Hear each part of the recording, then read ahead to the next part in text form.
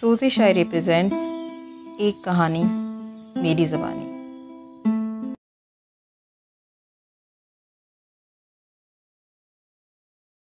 न जाने कौन से लोग थे जिन्होंने मुल्क के लोगों में आपसी रंजिशें पैदा करके हिंदू मुसलमानों के बीच कभी न ख़त्म होने वाली दीवार खड़ी कर दी थी।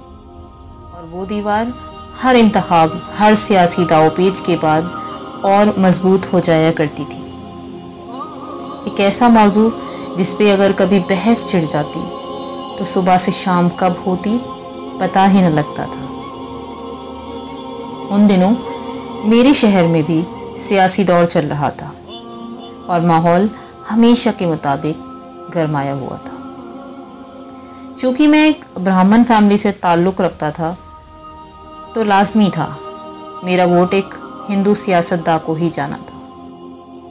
यूँ भी मेरे घर में सभी लोगों को मुसलमानों से शुरू से एक अजीब ही मुखालफत थी और उनकी औलाद होने के नाते मैं भी इसी जद में आ गया था। भाई, जो हमारे पुरखे करते आए हैं आखिर को हम भी तो वो ही करेंगे ना। मुझे कभी कोई ठोस दलील समझ ना आई इस मुखालफत की, मगर क्योंकि मेरे घर में सब इस कतार में लगे थे तो मैं भी शामिल हो गया और इसीलिए मेरा वोट भी मज़हब के नाम की सूली चढ़ गया था। मुखालिफिनों में पहला नंबर मेरी दादी का था, जो मुसलमानों से बला का बैर रखती थी। उनके घर जाना तो दूर, उनके घर का पानी तक नहीं पीती थी। न जाने कैसे उनमें मुसलमानों को लेके इतना ज़्यादा दिल मैला था।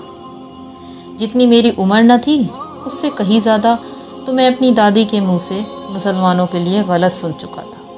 अखबारों, टीवी की खबरों, इन सब से ही उन्हें मुसलमानों के ख़िलाफ़ जहर मिलता था और आए दिन आतंकियों हमलों की खबरें सुना करती, जिनमें ज़्यादातर मुसलमानों को ही ज़िम्मेदार ठहराया जाता। इन्हीं सब वजहों से वो पूरे मुस्लिम मुआशरे को कसूरवार मानने लगी थी और मुझे भी आए दिन यही ताकीद करती थी कि मैं मुसलमानों से दूर रहूं और उनके मोहल्ले में जाने से भी परहेज़ करूं। नतीजन मैं भी दादी, पापा वगैरह का कहा मान के खुद ही मोहतात रहा करता, मगर नसीब के फैसले तो पहले ही लिखे जा चुके होते हैं। हमारा बस कहाँ उन पे चलता है और हमें भी मजबूर होके वहाँ हथियार डालने ही पड़ते हैं। उन दिनों मैं 12वीं के इम्तिहान देने के बाद इंजीनियरिंग के लिए एक अच्छा कॉलेज तलाश रहा था। मेरे शहर में बहुत से कॉलेजेस थे और मैंने सारे कॉलेजेस के ही फॉर्म भरे थे, क्योंकि मैं साल बर्बाद नहीं करना चाहता था। उनमें से एक कॉलेज वो भी था जिसमें मुसलमानों के बच्चे ज़्यादा पढ़ा करते थे। नसीब का करना ऐसा हुआ कि मुझे दाखिला उसी कॉलेज में मिला था। मुझे याद है मेरा भी कुछ ख़ास दिल नहीं था कि मैं वहाँ पढ़ूं, मगर दिल मार के मैंने वहाँ दाखिला ले ही लिया था। और मैं जो मुसलमानों से परहेज़ करने पे आमदा रहता था, आज खुद कितनी बड़ी तादाद के मुसलमानों वाले इदारे में बैठा हुआ था। खैर, मेरा कॉलेज जाना जारी रहा और दादी की नसीहतें भी। मैं जब भी कॉलेज के लिए निकलता तो मेरी माँ मुझे दही चीनी खिलाना ना भूलती, क्योंकि हमारे यहाँ ये अच्छा माना जाता था। उधर से दादी भी आकर न जाने क्या क्या हिदायतें देती। यूँ लगता जैसे मैं किसी मैदान जंग में जा रहा हूँ। मुझे कॉलेज जाते जाते तकरीबन 1-2 माह बीत चुके थे और अब तक किसी से ख़ास कोई दोस्ती नहीं हुई थी, या यूँ कहें मेरा हम मिजाज कोई अब तक ना मिला था। उस दिन भी मैं रोज़ की तरह लाइब्रेरी से किसी ख़ास किताब को इशू कराने के लिए गया था, मगर पिछले 2-3 मरतबा चक्कर लगाने के बावजूद मैं वो किताब इशू नहीं करा पा रहा था। वजह थी उसका हद से ज़्यादा मुतालबा। हर बार मेरे पहुंचने से पहले ही कोई और उसे इशू करा लेता था और बाज़ार में भी वो मिल नहीं पा रही थी। उस दिन भी मैं ऐसे ही मायूस होकर लौट रहा था कि तभी पीछे से मुझे किसी ने पुकारा। मैंने पलट के देखा तो वो साकिब था, जिसने हाल ही में हमारी क्लास में एडमिशन लिया था। मैंने देखा वो मेरी ही तरफ आ रहा था। तुमको ये किताब चाहिए थी ना? मैंने देखा उसके हाथों में वही किताब थी जिसकी वजह से मेरे चक्कर लाइब्रेरी के लग रहे थे। मैंने हाँ में सर हिला दिया। असल में मैंने तुम्हें लाइब्रेरियन से बात करते हुए सुन लिया था। मेरा काम फ़िलहाल इसके बिना हो सकता है, मगर मुझसे ज़्यादा इसकी ज़रूरत तुम्हें है शायद। उसका अंदाज़ बेहद दोस्ताना था। मैं मुतासिर हुए बिना ना रह सका। हाँ, मैं काफ़ी दिनों से इस किताब की तलाश में था। मैंने उसके हाथों से किताब ले ली। उस वक्त मेरे जहन में हिंदू मुसलमान वाला मौजू नहीं था, बल्कि मुझे मेरी ज़रूरत इससे कहीं ज़्यादा लगी।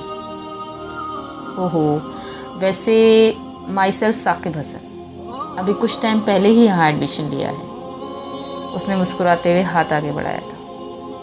हाय, दिस इज़ रोहन मिश्रा। उसके बेतकल्लुफ़ी भरे अंदाज को देखकर मैंने भी हाथ आगे बढ़ा दिया था। फिर काफ़ी देर तक हम बातें करते रहे, कॉलेज को लेके, पढ़ाई को लेके, और वहाँ मैंने कहीं जाना, मुसलमान इतने भी बुरे नहीं होते। साकिब एक बहुत ही अच्छा इंसान और मुखलिस शख्स साबित हुआ। हर गुज़रते दिन के साथ उसने मुसलमानों को लेके मेरी सोच में काफ़ी हद तक तब्दीली ला दी थी। मैं जो सालों से इस सोच की गिरफ्त में था कि मुसलमानों में हसास नाम की कोई चीज़ होती ही नहीं है, आज उसको देखता तो लगता था कि इससे बड़ा हमदर्द और काबिल एतमाद कोई दूसरा है ही नहीं। किसी की मदद करनी हो तो वो सबसे आगे रहता, कोई बीमार पड़ जाए तो उसका हाल पूछने घर जाना ज़रूरी समझता, कोई उदास हो तो अपने लतीफ़ों से उसकी उदासी गायब कर देता। अहले फ़न था वो, तो मैं कैसे कब तक उससे दूर रह पाता। मेरी दोस्ती कई और लोगों से भी हुई, मगर उस जैसा मुझे कोई दूसरा ना लगा।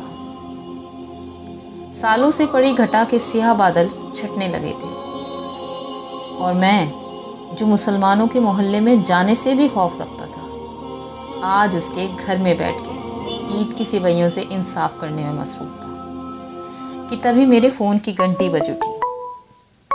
मैंने हेलो कह के फ़ोन कान से लगाया था तो उधर से पापा की परेशानी भरी आवाज़ सुनाई दी। पापा को तो इल्म भी नहीं था कि मैं इस वक्त साकिब के यहाँ हूँ, वरना वो शायद मुझे आने भी नहीं देते। हेलो पापा, बताएं क्या हुआ, आप कैसे परेशान हो? मैंने सेवई की कटोरी को साइड में रखते हुए पूछा था। बेटा, तुम जल्दी घर आ जाओ, तुम्हारी दादी सीढ़ियों से फिसलकर गिर गई हैं और वो बहुत बुरी तरह ज़ख्मी हो गई हैं। हमें उन्हें फ़ौरन अस्पताल ले जाना होगा। पापा काफ़ी घबराए हुए लग रहे थे, इसलिए मैं भी जल्दी से फ़ोन रख के उठ खड़ा हुआ। मुझे उठता देख साकिब ने वजह पूछी और मैंने उसे सब कह सुनाया। तुम परेशान मत हो, मैं कार निकाल लेता हूँ। एम्बुलेंस वाले आने में टाइम लगा सकते हैं, हमें वक्त ज़ाया नहीं करना चाहिए। कहता हुआ वो कार की चाबियां लेने अंदर चला गया। हम जब कार लेके घर पहुँचे तो देखा दादी होश में नहीं थी।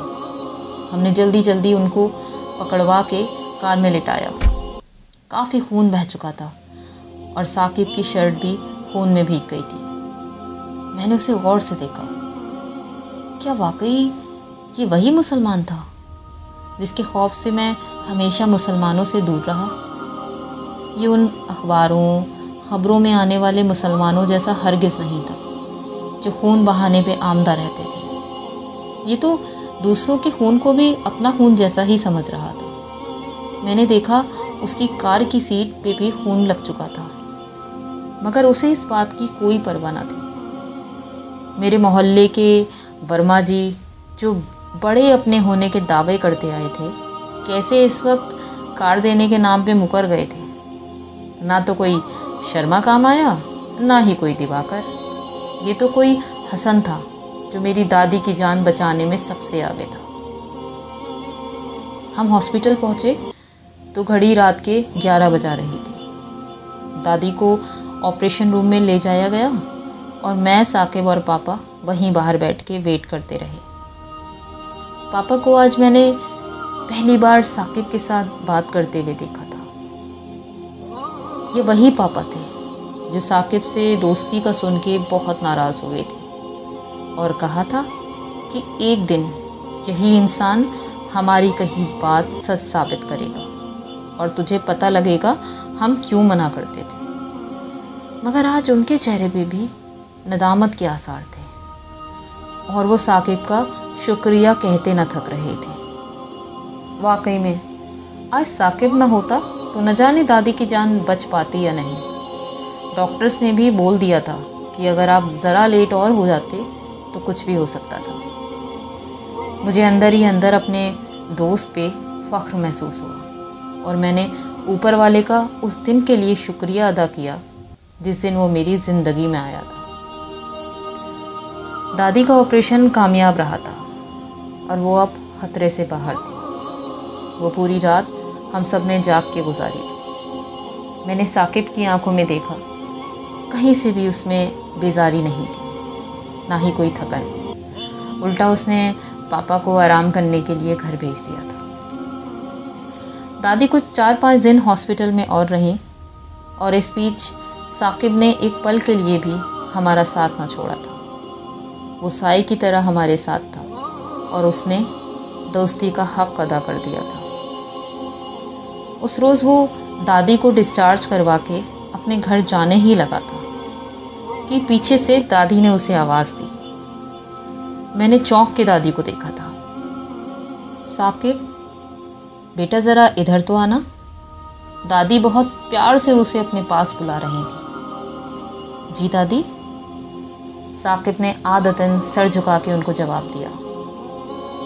ये कुछ पैसे हैं, इनको जाकर गरीबों में बांट देना। फिर वो गरीब चाहे मुसलमान हो या हिंदू, मुझे फ़र्क नहीं पड़ता, क्योंकि दुआएं तो दिल से की जाती हैं, मज़हब से इनका कोई ताल्लुक़ नहीं होता। ये उस दुआ के लिए ताकि ये जो दोस्ती है इसे किसी की नज़र ना लगे और ये ऐसे ही महफूज रहे। उन्होंने पैसे साकिब के हाथ में देते हुए कहा। मेरे लिए ये मंजर बहुत नया था। मैंने साकिब को पहले हल्का इशारा दे रखा था दादी के ख़यालात के बारे में, इसीलिए साकिब भी सब जानता था। मगर इस तरह से दादी के ख़यालात में तब्दीली का उसे भी अंदाज़ा नहीं था। जी दादी, किसी की नज़र नहीं लगेगी, आप बेफिक्र रहिए। उसने मुस्कुरा के दादी का हाथ थाम लिया। मेरी आंखों से झिलमिल आंसुओं की बरसात होने लगी। वो दादी जो मुसलमानों के लिए मुखालफत रखती थी, आज कैसे साकिब का हाथ थामे बैठी थी। एक सच्चे इंसान ने कैसे हम सब की सोच को बदल डाला था। वैसे कसूर ना तो दादी का था ना ही हमारा। कसूर तो इन सियासतदानों का था, इस मीडिया का था जिसने सबके सामने मुसलमानों को न जाने कौन सा रूप पेश कर रखा था। एक ऐसे मुसलमान का रूप जो सिर्फ टीवी अखबारों में ही मौजूद था। हकीकत का उससे कोई वास्ता ही नहीं था। अपने गर्ज के लिए, चंद कागज़ के टुकड़ों के लिए इन लोगों ने कैसे किसी मज़हब को इतना खौफनाक, इतना डरावना बना दिया था। ये कैसे लोग थे? आतंकवाद के नाम पे मुसलमानों को बदनाम करने वाले लोग।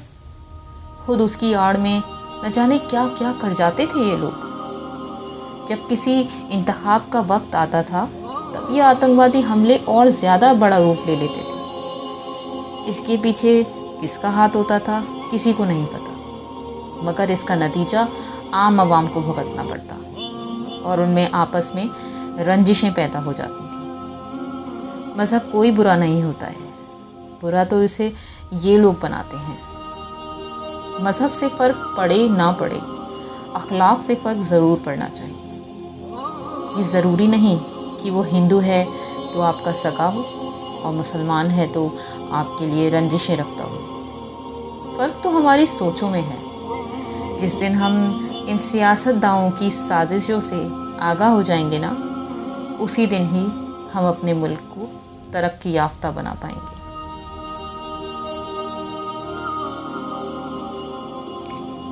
ना मैं हिंदू हूँ ना मुसलमान हूँ, मैं तो बस इंसान हूँ। बांट दिया देश को धर्म पर। कोई मुझसे पूछे तो मैं कहता हूँ मैं ही हिंदुस्तान हूँ। मैं ही मस्जिद की अजान हूँ, मंदिर में रखी गीता का ज्ञान हूँ। मैं ही दिवाली, मैं ही रमज़ान हूँ। मैं ही गीता, मैं ही कुरान हूँ। मैं तो बस इंसान हूँ।